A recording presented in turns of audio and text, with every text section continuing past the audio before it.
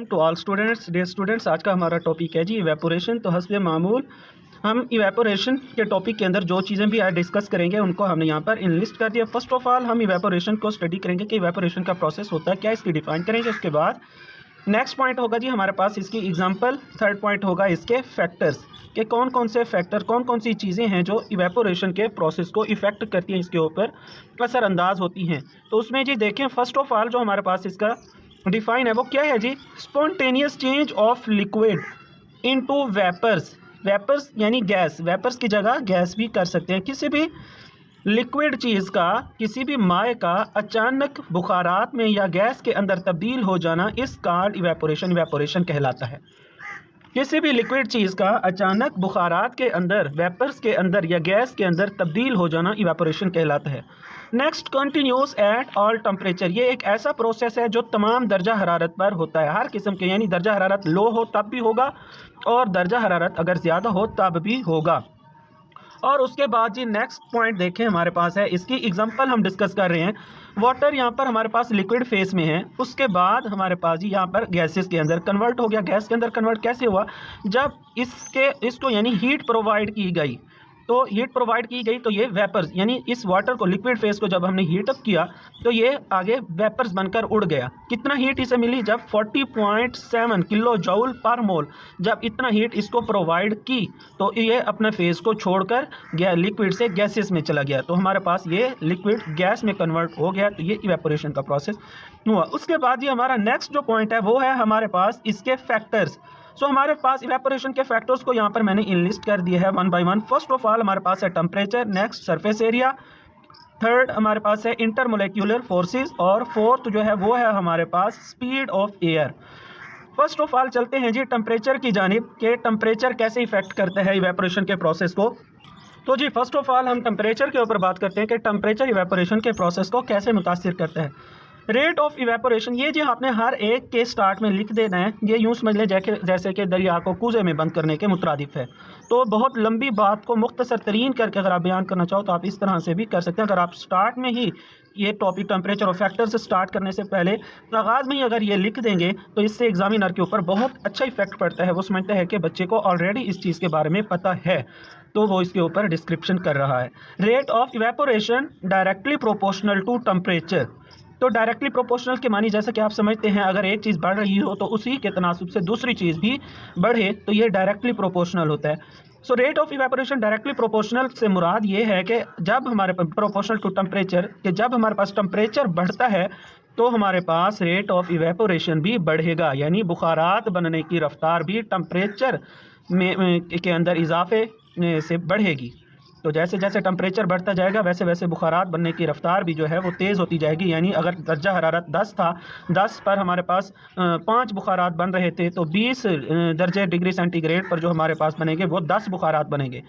अगर दर्जा हरारत 20 से 40 हो गया तो इधर बुखारात भी 10 से 20 हो जाएंगे। तो जितना दर्जा हरारत बढ़ता जाएगा टेम्परेचर भी बिल्कुल वैसे ही बढ़ेगा। नेक्स्ट है हमारे पास जी सरफेस एरिया।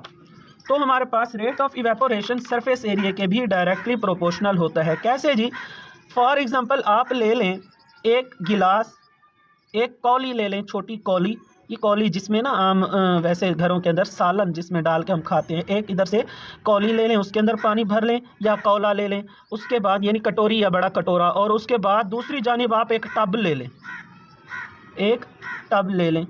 तो अमूमन आप देखेंगे सर्दियों में आपको ये चीज़ ज़्यादा लाइव दिखाई भी दे रही होती है कि सर्दियों में पानी के ऊपर से ऐसे मालूम होता है जैसे ना धुआं उठ रहा हो। तो दर हकीकत वो धुआं नहीं होता, बल्कि वो वाटर वेपर्स होते हैं जो गैसियस फॉर्म में उड़कर बाहर जा रहे होते हैं। तो आप देखिए, आप एक कौली के अंदर पानी रखा आपने और एक तरफ से आपने पानी रख दिया है जी टब में, तो ज़्यादा धुआं कहाँ से निकल रहा होगा, धुएं से, यानी वाटर वेपर्स कहाँ से उड़ रहे होंगे, डेफिनेटली हमारे पास टब से ज़्यादा उड़ रहे होंगे क्योंकि उसके अंदर ज़्यादा पानी है।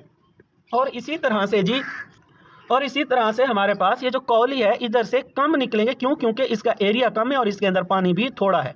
तो जहाँ ज़्यादा पानी है वहाँ से वाटर वेपर्स भी ज़्यादा निकलेंगे, पानी भी इसमें ज़्यादा है और एरिया भी इसका ज़्यादा, इस वजह से इसकी सतह से ज़्यादा वाटर वेपर्स जो हैं वो बाहर खारिज होंगे।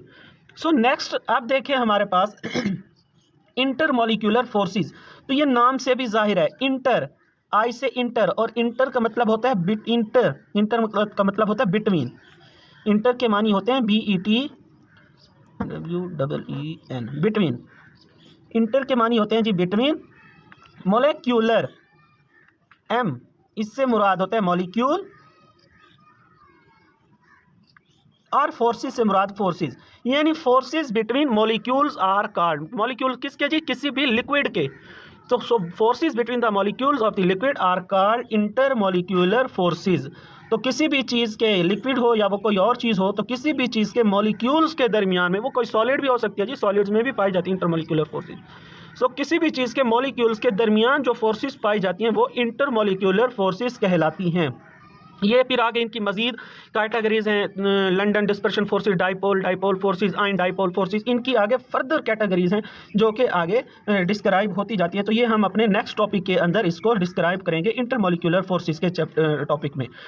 सो अब देखें हमारे पास forces between the molecules of a substance are called molecular forces. किसी भी शय के मॉलिक्यूल्स के दरमियान जो फोर्सेस होती हैं वो फॉर एग्जांपल ये वाटर मॉलिक्यूल, ये एक वाटर मॉलिक्यूल, ये दूसरा वाटर मॉलिक्यूल है, तो इनके दरमियान जो फोर्सेस हैं, जिस फोर्स ने इन दोनों मॉलिक्यूल को आपस में जकड़ रखा है, ये हाइड्रोजन बॉन्डिंग, ये भी जी इंटरमॉलिक्यूलर फोर्सेस की कैटेगरी है, एक उसी की ही एक टाइप है।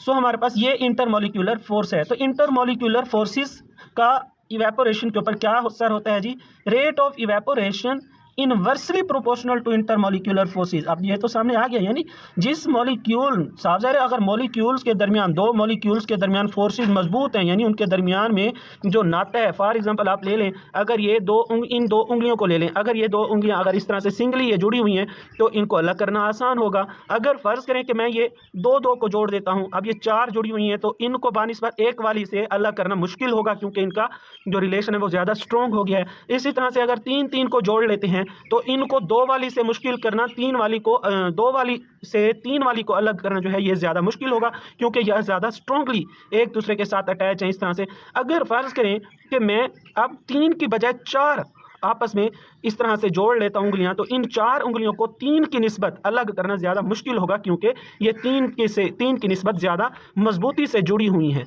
तो इसी तरह से आप देखें इन दोनों हाथों के दरमियान, ये चार उंगलियों वाली मिसाल की ये फोर्सेस, अब दो, ये एक मॉलिक्यूल ये हाथ हो गया और एक मॉलिक्यूल ये हाथ हो गया। अब इन दोनों के दरमियान ये आपस में जो जुड़ी हुई उंगलियां हैं, ये इनके दरमियान फोर्सेस हैं। तो फोर्सेस जितना ज़्यादा मजबूत होंगी, मॉलिक्यूल्स के लिए एक दूसरे से छुटकारा हासिल करना उतना ज़्यादा मुश्किल होगा। और गैसियस फेस के अंदर मॉलिक्यूल्स एक दूसरे से छुटकारा हासिल कर जाते हैं, ये दोनों मॉलिक्यूल एक दूसरे से अलग अलग हो जाते हैं।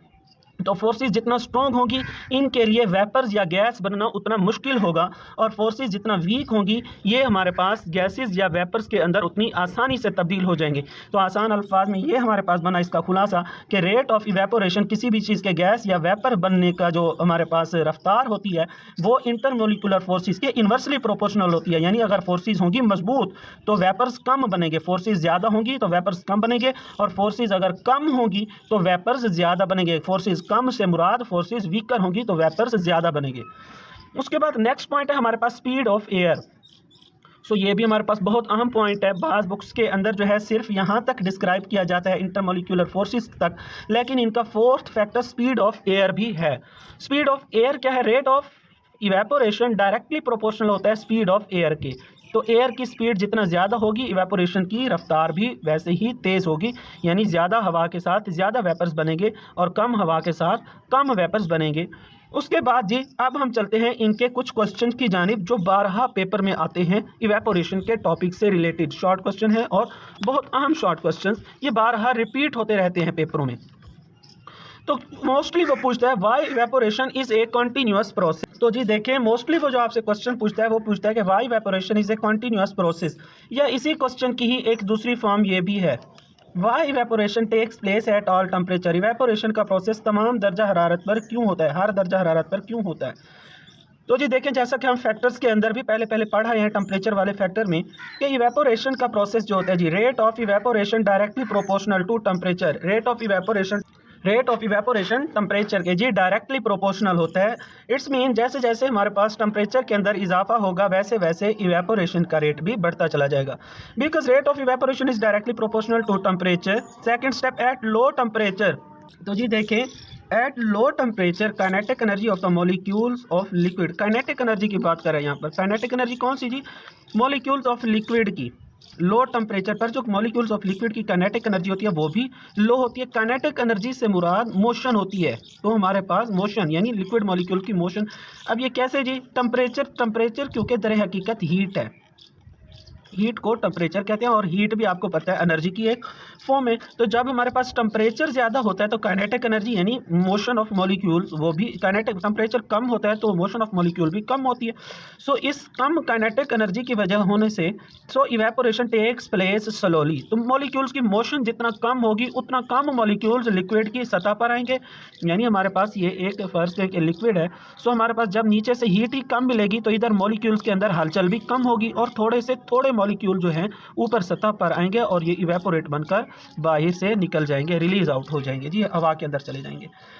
कम दर्जा हरारत पर इवेपोरेशन भी कम होगी। एंड सिमिलरली, और बिल्कुल इसी तरह से, evaporation takes place fastly at high temperature. Evaporation high temperature पर ज़्यादा होगी। क्यों? क्योंकि जी मॉलिक्यूल्स की काइनेटिक एनर्जी हाई टेम्परेचर पर ज़्यादा हो जाती है। Kinetics and similarly evaporation takes place fastly at high temperature due to high kinetic energy of the molecules of liquid। Liquid के मॉलिक्यूल्स की काइनेटिक एनर्जी हाई हो जाने की वजह से, हाई टेम्परेचर पर लिक्विड के मॉलिक्यूल की काइनेटिक एनर्जी हाई हो जाने की वजह से इवेपोरेशन भी जो है ये फास्ट हो जाती है, ये तेज़ हो जाती है। उसके बाद ये हमारा नेक्स्ट जो क्वेश्चन है जो पेपर के अंदर पूछा जाता है वो ये होता है कि why evaporation is a cooling process. Evaporation जी एक कूलिंग प्रोसेस की। तो जी देखें इसका जवाब ये है कि बिकॉज व्हेन हम, क्योंकि पीछे इवेपोरेशन कूलिंग प्रोसेस क्यों हम पीछे पढ़ रहे हैं इसका जवाब, बस इसको थोड़ा सा समझना है।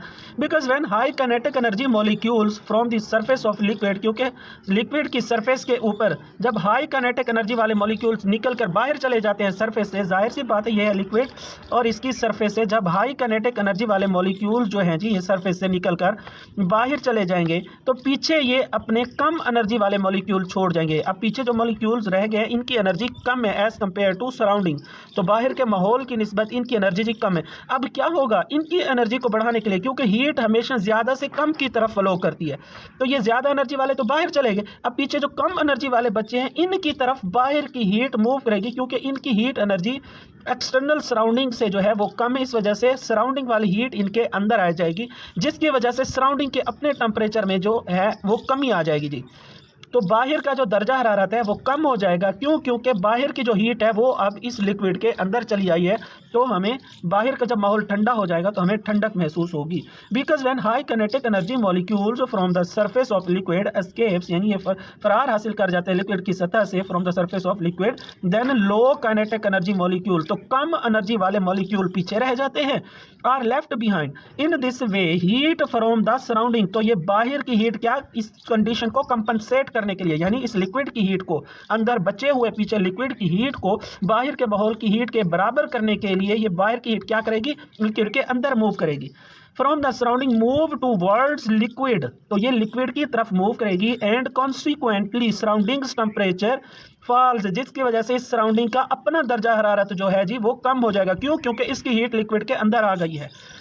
Falls and we feel cool, और हम ठंडक फील करते हैं। So evaporation is a cooling process, तो इस लिहाज से जी इवेपोरेशन एक कूलिंग प्रोसेस है। मजीद मैं आपको बता दूं कि जब भी किसी लिक्विड की सतह से हाई काइनेटिक एनर्जी मॉलिक्यूल फरार हासिल करके वेपर बनकर निकल जाते हैं तो पीछे जो भी मॉलिक्यूल छोड़ जाते हैं, पीछे जो भी मॉलिक्यूल वो छोड़ जाते हैं उन सब की एनर्जी जो होती है वो कम होती है।